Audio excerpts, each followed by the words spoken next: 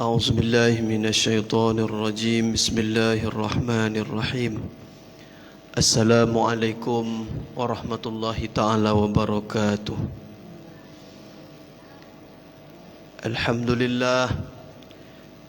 لله نحمده ونستعينه ونؤمن به ونتوكل عليه ونعوذ بالله من شرور أنفسنا ومن سيئات أعمالنا من يهده الله فلا مضل له ومن يضلله فلا هادي له أشهد أن لا إله إلا الله وحده لا شريك له وأشهد أن سيدنا ونبينا محمدا عبده ورسوله اللهم فصل وسلم وبارك على سيدنا محمد وعلى آله وصحبه أجمعين أما بعد قال الله تعالى في القرآن الكريم نعوذ بالله من الشيطان الرجيم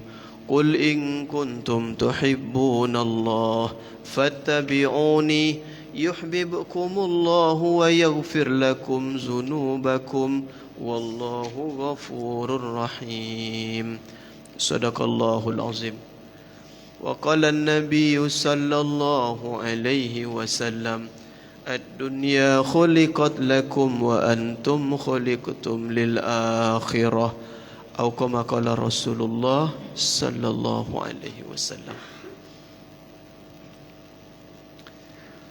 Para alim ulama, para ustaz, para guru-guru kami, hadirin hadirat, tuan-tuan, puan-puan, jemaah solat zuhur Masjid Raya An-Nur yang dimuliakan oleh Allah Subhanahu wa taala. Menyambung kajian zuhur setiap pekan keempat, kita membahas tentang pentingnya memakmurkan masjid dan solat berjemaah. Pentingnya memakmurkan masjid dan solat berjemaah. Salah satu hikmah besar dari peristiwa Isra dan Mi'raj Nabi Muhammad sallallahu alaihi wasallam adalah jangan sampai umat Islam jauh dari masjid. Karena Rasulullah sallallahu alaihi wasallam berangkat dari Masjidil Haram, transit di Masjidil Aqsa. Perjalanan Isra Nabi dimulai dari masjid. Kemudian singgahnya di masjid. Kata ulama, umat Islam tidak boleh putus hubungan dengan masjid.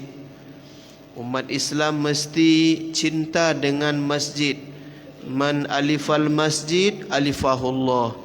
Siapa yang cinta dengan masjid, maka Allah Ta'ala akan cinta kepadanya.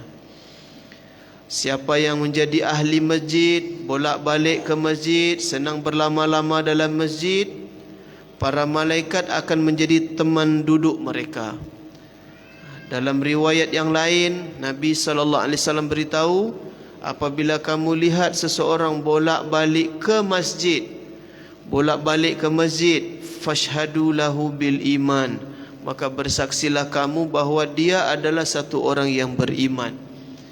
Tanda iman kepada Allah dalam Quran surah At-Taubah ayat 18 adalah mereka yang memakmurkan masjid. Baik, zuhur ini kita akan membahas beberapa hadis Nabi sallallahu alaihi wasallam tentang nilai ganjaran yang kita dapat dengan kita menjaga solat subuh berjemaah. Hadis pertama, hadis riwayat Imam Tirmizi, hadis nomor 586.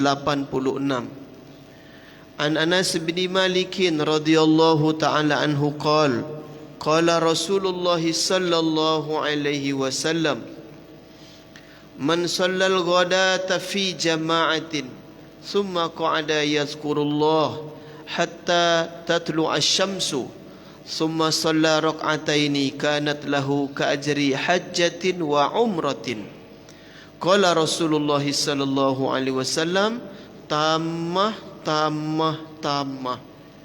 Rawahu Tirmizi.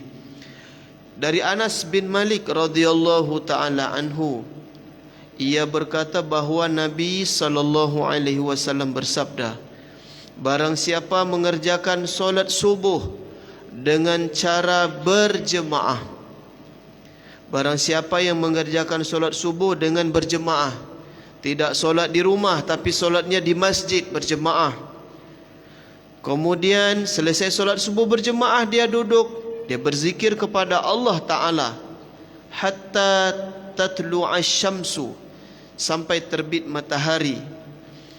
Ulama menjelaskan sampai masuk waktu syuruk, waktu isyraq. Kemudian thumma shalla rak'atain, kemudian dia solat sunat 2 rakaat. Solat sunat apa? Solat sunat isyraq. Apa ganjaran yang dijanjikan oleh Nabi sallallahu alaihi wasallam? Kanat lahu ka ajri hajjatin wa umratin, maka pahalanya seperti pahala haji dan umrah. Kemudian di ujung hadis Nabi kata sempurna, haji dan umrah yang sempurna, sempurna, sempurna. 3 kali Nabi ulang. Hadirin tuan-tuan perempuan yang dimuliakan oleh Allah Ta'ala, dari 5 waktu solat yang paling berat adalah solat subuh berjemaah. Solat subuh berjemaah adalah solat yang paling berat bagi umat Islam. Apa sebab? Dingin, sejuk, kemudian dalam keadaan masih enak tidur. Pertanyaannya adalah, mana yang lebih kita dahulukan? Mendahulukan keinginan Allah, keinginan Rasulullah sallallahu alaihi wasallam, atau masih mendahulukan keinginan nafsu kita untuk terus tidur? Itulah ujian iman di waktu subuh. Ujian apa? Ujian iman. Kalaulah betul kita ini hamba Allah, taat pada Allah, tunduk pada Allah, cinta pada Allah, takut pada Allah, berharap ridha Allah Ta'ala, berharap kasih sayang Allah Ta'ala, maka sepatutnya kita sebagai orang yang beriman, dahulukanlah apa yang menjadi keinginan Allah di waktu subuh. Apa keinginan Allah di waktu subuh? Kita datang ke masjid, solat subuh berjemaah. Tapi minta maaf tuan-tuan perempuan sekalian, kalau kita masih menjadi hamba nafsu, nafsu ingin terus tidur, masih ingin juga menyambung tidur, nak baring juga lagi di tempat tidur, berarti kita belum sempurna menjadi hamba Allah. Kalaulah masih keinginan kita untuk tidur lebih kita dahulukan daripada keinginan Allah supaya kita datang ke masjid berjemaah solat subuh, berarti gagal ujian iman di waktu subuh. Bagi tuan-tuan puan-puan sekalian yang datang ke masjid solat subuh berjemaah, lulus ujian iman. Tapi kalau tak bangun, masih juga solat subuh di rumah, gagal ujian iman. Padahal Nabi SAW sudah menjanjikan, Allah Ta'ala menjanjikan melalui lisan Nabi SAW, pahalanya seperti ibadah haji dan umrah yang sempurna, sempurna, sempurna. Dulu sebelum Covid, umrah kurang lebih 24 juta. Sekarang naik menjadi berapa Pak Haji? 36 juta. Kena banyak tambahan-tambahan biaya yang lain, karantina dan sebagainya. Itu pun untuk dapat visa agak susah. Dengan syarat yang ketat, dengan vaksin dan sebagainya, susah hari ini kita untuk pergi melaksanakan ibadah umrah. Haji pula sudah berapa tahun yang kita harus bersabar menunggu. Kalau dulu sebelum Covid nunggu 16 tahun, lama kita menunggu. Tapi tuan-tuan puan-puan sekalian, ada amalan yang dijanjikan oleh Nabi SAW. Kalau amal tersebut kita jaga, maka pahalanya seperti kita melakukan ibadah haji dan umrah. Apa itu? Apa amalnya? Solat subuh dengan cara berjemaah. Tapi malang, sungguh malang. Kita ceklah hari ini di mana-mana masjid di Pekanbaru, di Riau, berapa jumlah laki-laki akil balik yang ada di kawasan ahli qaryah masjid, dan berapa yang datang solat subuh berjemaah. Paling yang datang 5%, 10%, 15%. Rata-rata sebagian besar umat Islam hari ini masih belum bersungguh-sungguh menjaga solat subuh berjemaah. Bahkan minta maaf, sebagian orang yang sudah suka ngaji, yang sudah suka daurah, mengaji kitab, masih juga belum lagi ada kekuatan untuk datang solat subuh berjemaah. Hadirin tuan-tuan puan-puan sekalian, kalaulah siang hari, Ustaz siang hari berapa kilo bisa angkat barang? Beban berapa kilo bisa angkat? Ustaz Adin berapa kilo Ustaz? 30 kilo, 40 kilo bisa? Semen satu sak bisa angkat? InsyaAllah bisa, kerana pinggang masih kuat, umur masih muda. Semen satu sak berapa kilo Pak Ji? 50 kilo bisa kita angkat beban di siang hari. Tapi apa sebab waktu subuh selimut, kain sarung tak sampai sekilo tu tak bisa diangkat? Apa kita yang lemah? Apa yang lemah bang? Bukan jasmani lemah, bukan badan yang lemah. Apa yang lemah? Apa yang lemah? Iman lemah, iman sakit, tak yakin dengan janji Allah Ta'ala, tak yakin dengan janji Nabi SAW. Akhirnya apa? Tak ada kekuatan untuk bangun, untuk bangkit. Saya tidak ada maksud untuk menyinggung siapa-siapa. Hati-hati kita hari ini. Kalaulah umat Islam di Riau, di Indonesia, di dunia hari ini tidak menghargai panggilan Allah, panggilan azan. Dengar azan tak ada tergerak hati untuk datang ke masjid.